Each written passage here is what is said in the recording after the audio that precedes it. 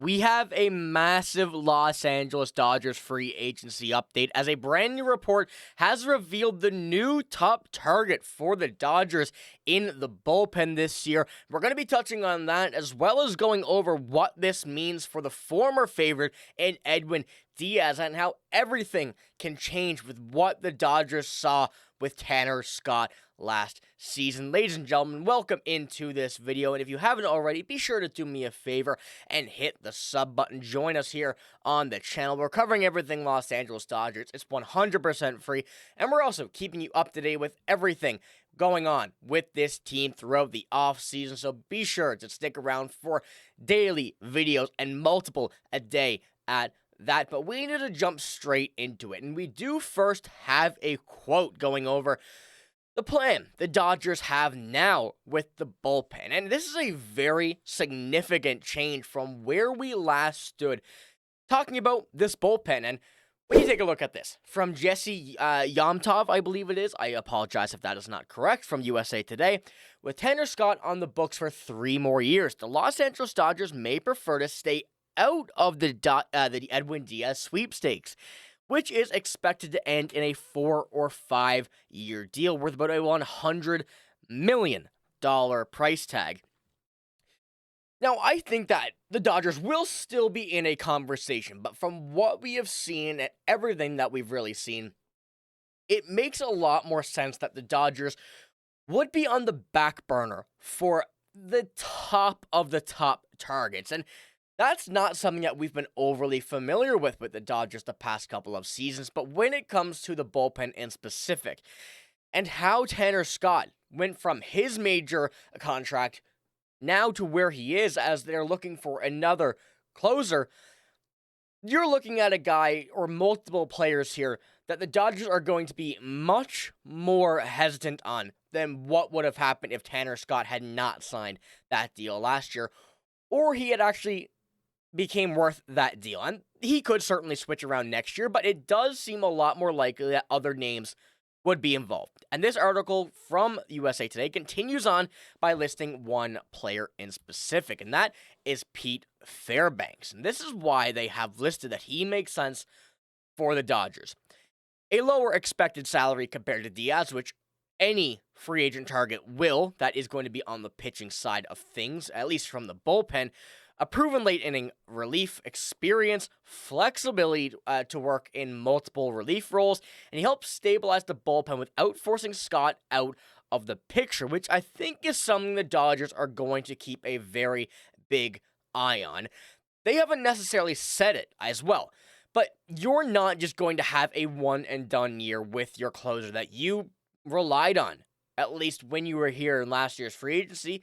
Had a bad season. We've seen it before. We saw Edwin Diaz have it when he returned from injury, and there's no sign at all that Tanner Scott will continue to play like that, and I think the Dodgers are really going to be banking on that just a little bit, because when you're looking at a guy like Pete Fairbanks, they can run him as a late-inning arm as well, as which something that they've been looking at. And look, we can't forget what Alden Gonzalez said when they're looking for an arm in the bullpen, and even with Tanner Scott still there, they're going to be focusing on closer and late inning relief arms, some arms that have leverage. Those are the 2 biggest needs for this team. And even with guys like Kyle Tucker there, it goes to show the importance that these players, or this need the Dodgers have for these types of players. And Pete Fairbanks gives you a much kind of better situation handling than a guy like Edwin Diaz at a cheaper price, where they can go and allocate that money to, whether it be the couple seasons down the line, if there's a bigger free agent they want. When you have a guy like Edwin Diaz, you already have that closer once again in Tanner Scott. And can he bounce back? Yes, that is the biggest question that the Dodgers have to ask themselves. And of course, the price tag, $13.8 million projection AAV for Pete Fairbanks, and of course, over however long it be, 3 years is the projection here. He ranks second among relief pitchers and 100th in the MLB, but it is a good contract. Gets you your guy for both kind of needs, essentially really filling every hole that the Dodgers have in the bullpen. It makes a lot of sense.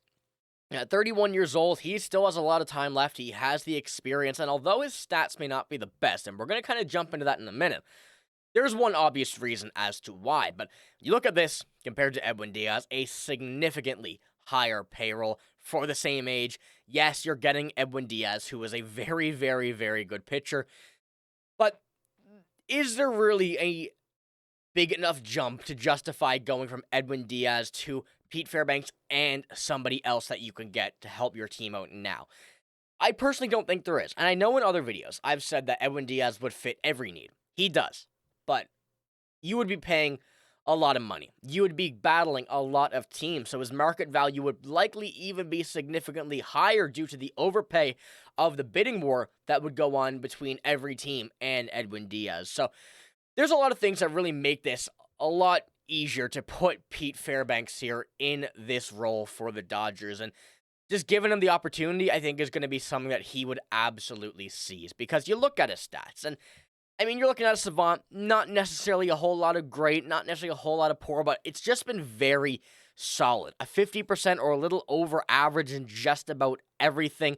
He has great fastball, has a great expected ERA, everything is very, very good. And I mean, for a guy who is able to use that control, use to everything that he really possesses to go up against any sort of hitter, he's a guy that fits what the Dodgers would need. And, you know, with Edwin Diaz, you're getting 2 pitches, you're getting velo. That can happen to change very, very quickly in an offseason where that drops. Someone else is able to pick it up. There's a lot of things that can happen with this, but for a guy like Pete Fairbanks, more pitches, more usage, more just about everything, while still being, I guess, statistically a little bit worse, there's a lot of things that you would rather. And even going off his ERA from 23, 24, 25, he's been great. 283 this year, 258 in 2023. Bit of a tough one last year, or the season prior, with 357.